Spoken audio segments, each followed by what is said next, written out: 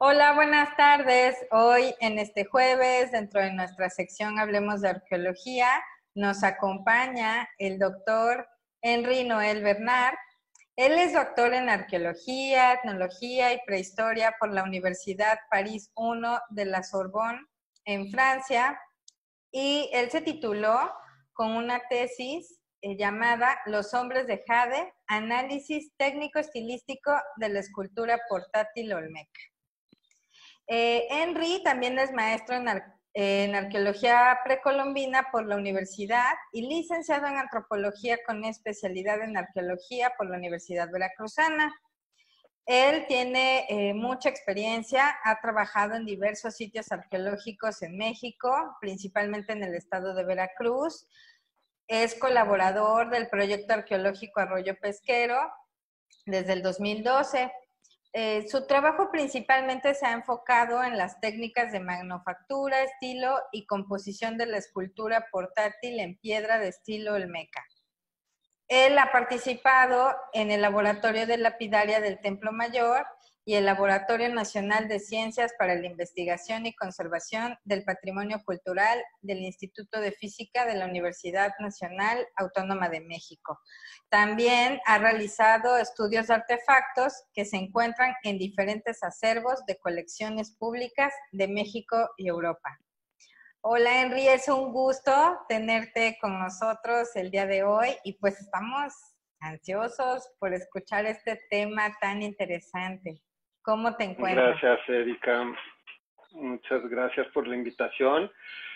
Muchas gracias, Erika, y muchas gracias a Libet por la invitación. Espero que les agrade. Sí, les voy a hablar sobre la escultura portátil olmeca, que es uno de los temas que me ha acaparado en los últimos años, y te daré una pequeña presentación de alrededor de 20 minutos sobre este tema.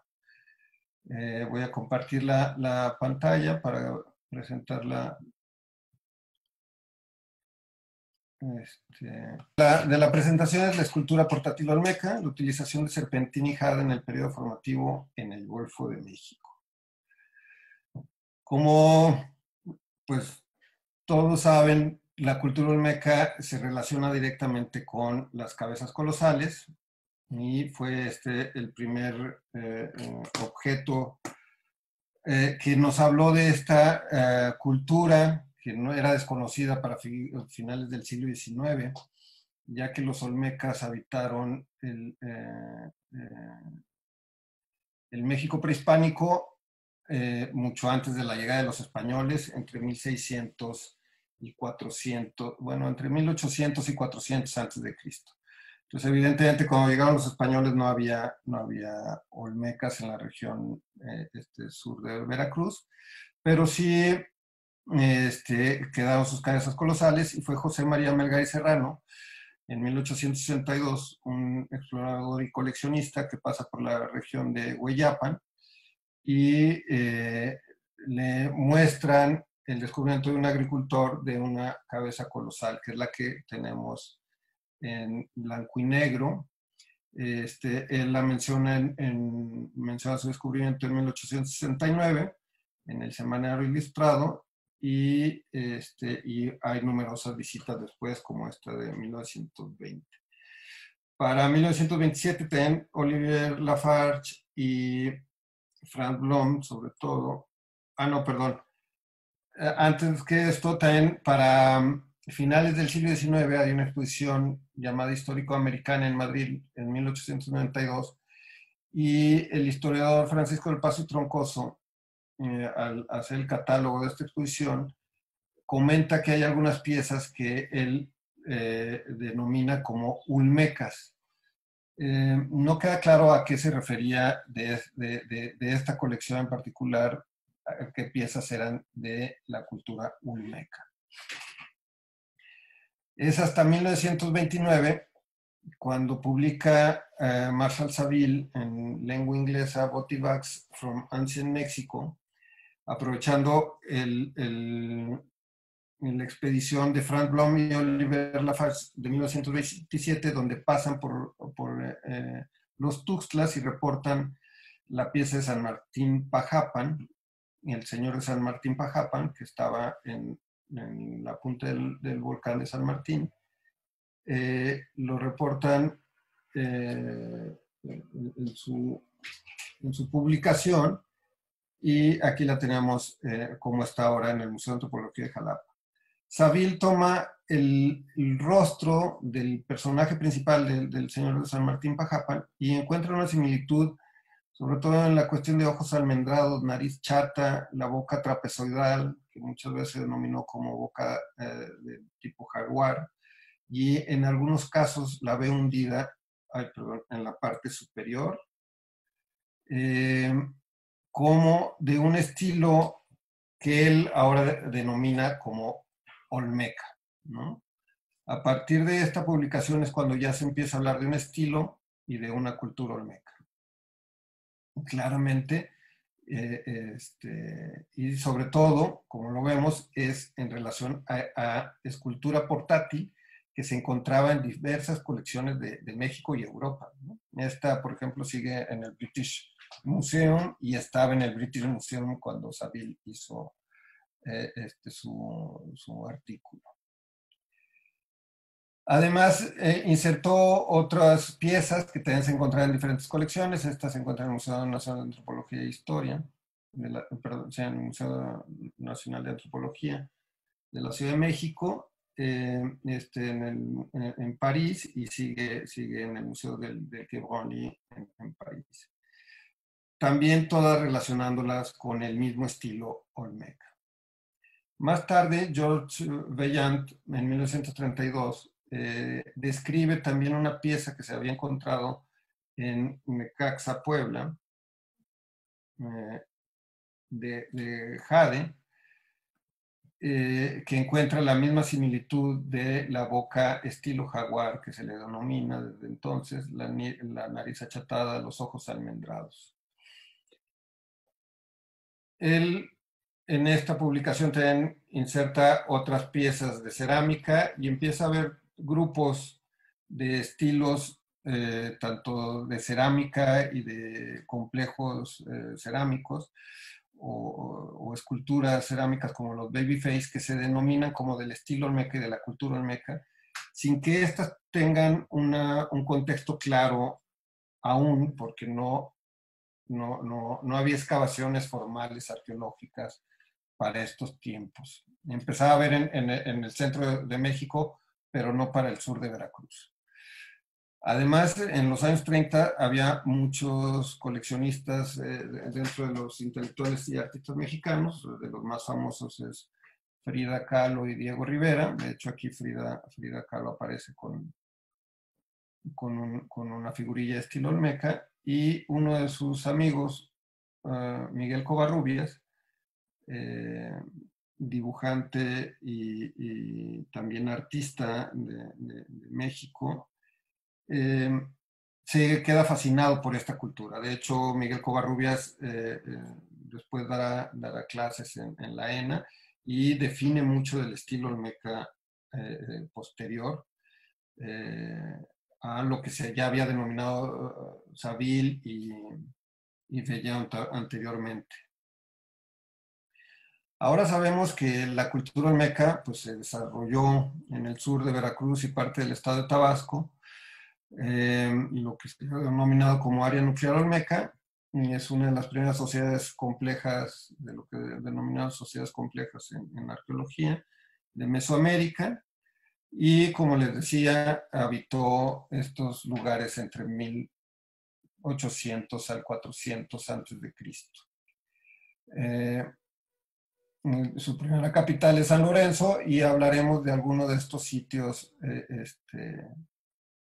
el transcurso de esta presentación, sobre todo la Venta, Arroyo Pesquero y el Manatí, que tienen conjuntos importantes de piedras verdes encontrados en contextos. Aquí Tres Zapotes es el sitio donde está la cabeza colosal reportada por Melgar a finales del siglo XIX.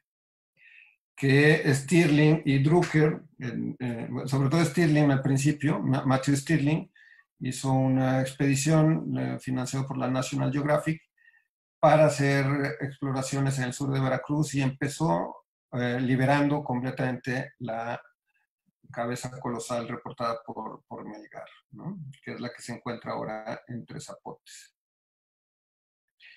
En 1941 Tena hace algunas excavaciones en Cerro de las Mesas y encuentra ya también una ofrenda de 782 objetos de piedra verde y algunas de estas piezas con claro estilo olmeca reportado como lo había reportado Sabí. Más tarde bajan a la venta con Philip Drucker y también hacen excavaciones ahí, encontrando más monumentos colosales, más cabezas colosales también en la venta, y encuentran también escultura portátil en el sitio ya en contexto arqueológico. Que esto nos da mayor certeza de quiénes y cuándo hicieron las piezas. Las piezas sin contexto no nos pueden dar una clara temporalidad ni ubicación espacial, ¿no? Por esto es importante encontrarlas en excavaciones controladas. En las esculturas portátiles de estilo olmeca o olmecas, se ha dividido principalmente en cuatro grandes grupos, que son las figurillas. La más grande que entra dentro de lo portátil todavía porque se considera que pudo haber sido transportado de varios sitios, es el Señor de las Limas, pero ya mide alrededor de 50 centímetros de altura, ¿no? Y sí es bastante pesada, pero portátil aún. Pero principalmente las que contamos como portátiles son figurillas pequeñas de 14 o 10 centímetros de altura, las máscaras, las hachas, que puede haber votivas o lisas, que también van entre 10 y hasta 30 centímetros de altura. También metemos los pectorales, algunos pectorales, y en estas investigaciones sobre la escultura portátil también los ornamentos los tomamos en cuenta como escultura portátil, que esos se encuentran mayoritariamente en contextos arqueológicos y la forma de trabajar y el material en el que se trabaja es muy similar a las otras piezas, por eso las englobamos en el mismo grupo de esculturas portátiles olmecas. Pero para saber que sean olmecas, sí tiene que ser de contexto arqueológico, si no, no podríamos hablar de que son olmecas. Sabemos por los españoles y los informantes de los aztecas y los pueblos que estaban presentes a la llegada de los españoles, el alto valor que tenían las piedras verdes, en particular la conocida como Chalchihuitl, también había otras como la Quetzalchalchihuitl, reconocidas por los mexicas, que se les asocia a la fertilidad, la vida, lo perenne, lo precioso. Era realmente el emblema de la élite, no todo el mundo podía portar este tipo de ornamentos, de la élite y del poder, además de que se le atribuían propiedades curativas. Esto se perdió mucho a la llegada de los españoles porque los españoles no tenían ese valor que le daban a los pueblos prehispánicos como lo tenían a las piedras verdes. Ellos prefirieron siempre el oro y la plata, los metales. Sin embargo, bueno, pues no sabemos cómo llamaban las piedras verdes los olmecas y bueno, nosotros sabemos ahora que pues son principalmente de dos grupos minerales, la jade y la serpentina. Jade se refiere a un grupo de minerales que se compone de dos minerales principalmente, nefrita y jadeíta. La nefrita no se ha reportado para contextos mesoamericanos. Lo que encontramos aquí es jadeíta, que tiene una densidad de entre 3.20 y 3.50 gramos por centímetro cúbico, que esto nos habla mucho también de la dureza y sí, principalmente de su dureza y de su peso, ¿no? O sea, y la serpentina es menos dura que la jadeíta, tiene una densidad de 2.3 a 2.6 gramos por centímetro cúbico, y y es el nombre genérico para distintos tipos de minerales. Entre los más comunes es la lizardita, la antigorita y el crisoptilo. Es interesante saber de qué mineral está compuesto las piezas que encontramos en contextos arqueológicos, para saber la fuente de donde pudo proceder. Por ejemplo, la jadeíta sí tenemos reportada la única fuente en el Valle del Motagua, en Guatemala, lo cual queda a varios cientos de kilómetros de distancia de los sitios y del área nuclear olmeca, ¿no? Entonces esto ya nos habla de un intercambio entre regiones considerable. La serpentina, por el contrario, sí se encuentra en los estados de Oaxaca, Puebla, Chiapas, mismo Veracruz tiene un poco. Entonces la serpentina tenía mucho mayor fácil acceso a los pueblos olmecas que lo que vendría siendo la jadeíta, y eso se ve reflejado también en las concentraciones de piedras verdes que encontramos, como lo veremos más adelante.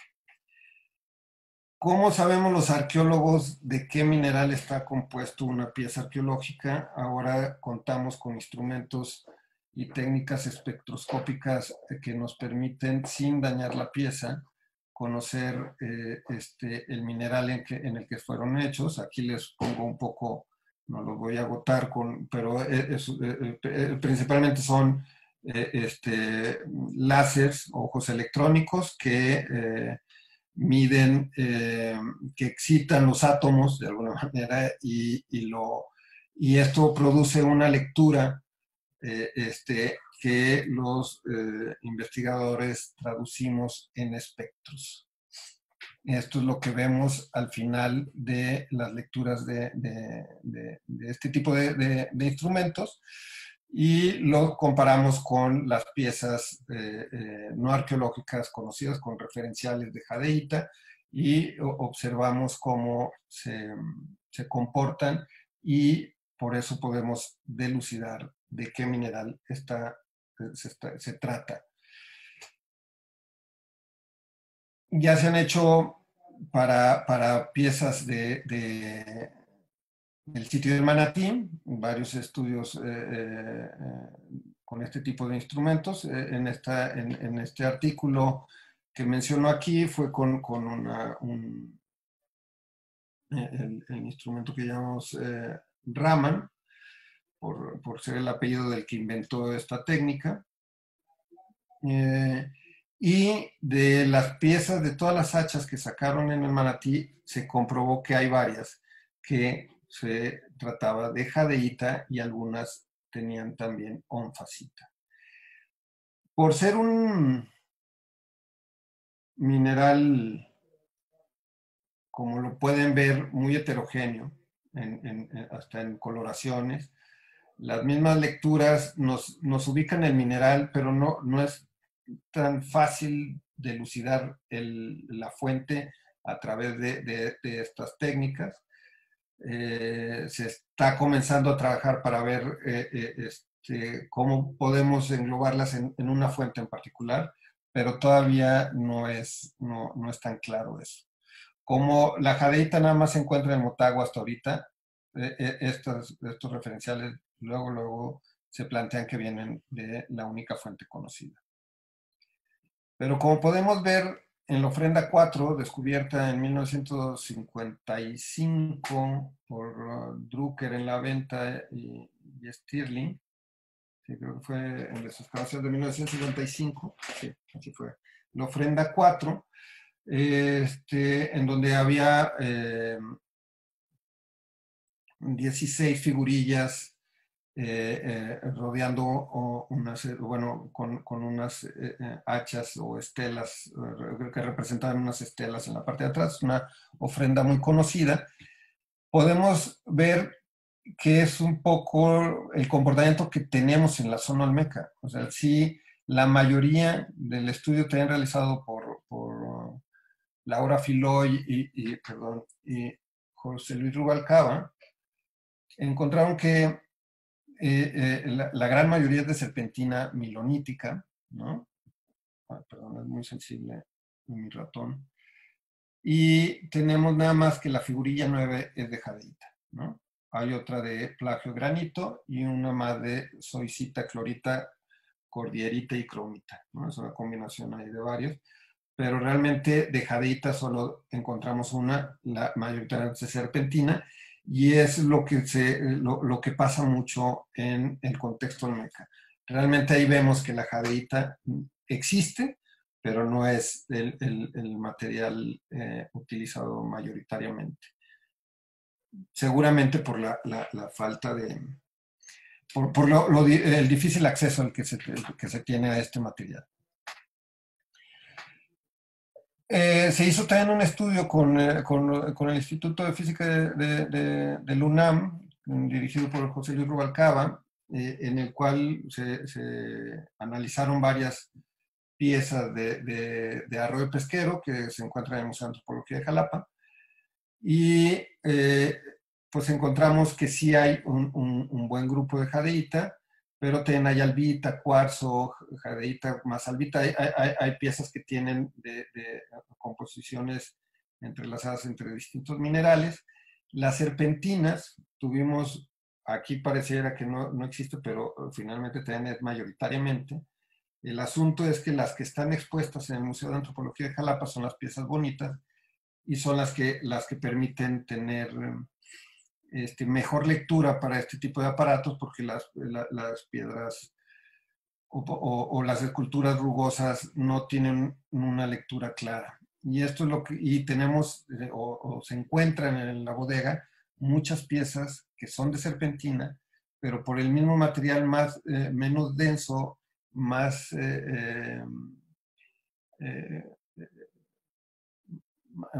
ligero y menos duro, la erosión y la pátina que sufren es completamente distinta a la que puede sufrir la jadeíta, porque por su misma dureza permite conservarse durante mucho mayor tiempo en las mismas condiciones. Entonces encontramos que hay mucha serpentina en las bodegas del museo, pero no son del agrado estético para ponerlas en vitrinas en el museo, y las que sí podemos, o las que más atraen, son las que finalmente están hechas de jadeíta, que es el caso de estas piezas, de alrededor de las que están expuestas en el museo, de alrededor de 12 piezas, un poco más, como 16 piezas de arroyo pesquero. Estas 8 está comprobado que tienen jadeíta, ¿no? Y algunos con una pátina lustrosa, con una superficie lustrosa característica de este tipo de material. En conclusión, podemos decir que los olmecas trabajaron objetos en jadeíta desde el formativo temprano hacia 1600 a.C. La serpentina es más utilizada en la escultura portátil debido a contar con mayores fuentes de abastecimiento. El color verde no era el único color utilizado por los olmecas en sus objetos de jadeíta. Como si pudieron apreciar un poco, hay algunas pátinas y algunos jaditas más tirando al blanco que al verde. Algunas por la misma pátina probablemente del arroyo,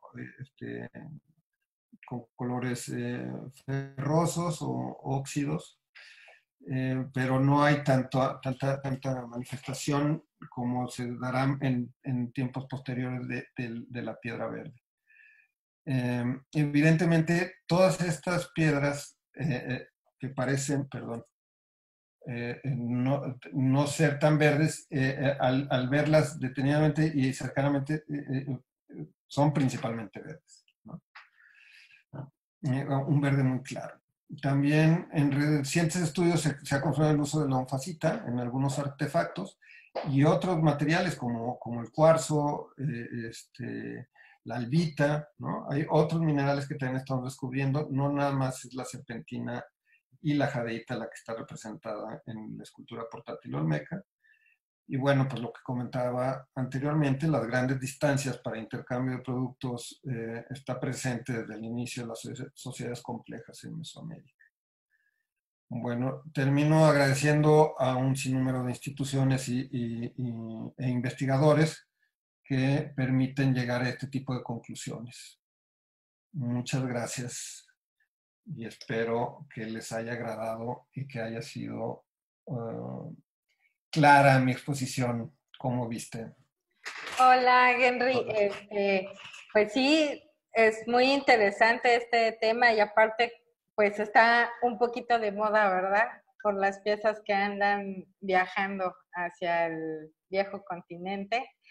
Y me parece muy interesante que dentro de este contexto también haya llegado esta charla tuya en la que nos habla un poquito de los materiales en los que fueron manufacturados estos objetos. Entre las piezas que están en París está la ofrenda de la venta, ¿verdad? Exactamente, sí, estuvo expuesta, ya está toda junta porque esa la ofrenda fue separada y se llevó una parte del Smithsonian, pero ya parece que ya se logró reunir todas las piezas originales en el Museo de Antropología de la Ciudad de México y ahorita está en una exposición en París. Ciertamente el tráfico de este tipo de piezas es grande desde finales del siglo XIX y ha sido constante. Muchas de estas están por el mismo valor que tienen en el mercado europeo y estadounidense, pues muchas de estas ya han sido falsificadas, ¿no? Muchas de las piezas que llegan a Europa son falsas, ¿no? Y se venden como olmecas porque es una de las primeras sociedades complejas de Mesoamérica y estilísticamente es muy agradable para los cánones de belleza occidentales. Entonces, además de que la jadeíta per se pues es una piedra semipreciosa y es muy agradable y por eso se vende bien este tipo de, lamentablemente, este tipo de escultura. Y es importante saber que las piezas encontradas en contextos arqueológicos para nosotros es maravilloso porque sí nos habla realmente de los creadores y de los que hicieron estas piezas. No hay en mi conocimiento o en mi pensar más bien mejores artesanos o escultores más bien, artistas de la jadeíta, como fueron los olmecas. Hay máscaras en Teotihuacán, no sé si de jadeíta, pero hay máscaras de piedra verde en Teotihuacán, hay máscaras hasta en la zona maya, pero en la zona maya son principalmente de mosaico, no son de una sola pieza.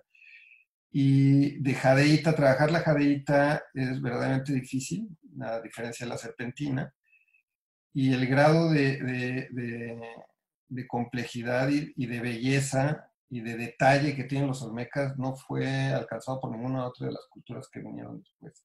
Entonces, eso está muy interesante. Yo comparto tu opinión. También me parece increíble la talla que lograron los olmecas. Y pues yo te agradezco que esta tarde hayas traído hasta nosotros todos estos datos que has trabajado a través de muchos años y que pues ahora complementan mucha información que otros arqueólogos han trabajado y que este rompecabezas se sigue armando y armando y armando y cada vez tenemos una historia mejor contada de los olmecas, por así decirlo. Entonces, gracias por tu trabajo y por estar hoy. Gracias, Erika. Hasta luego. Pues nos vemos pronto. Chao.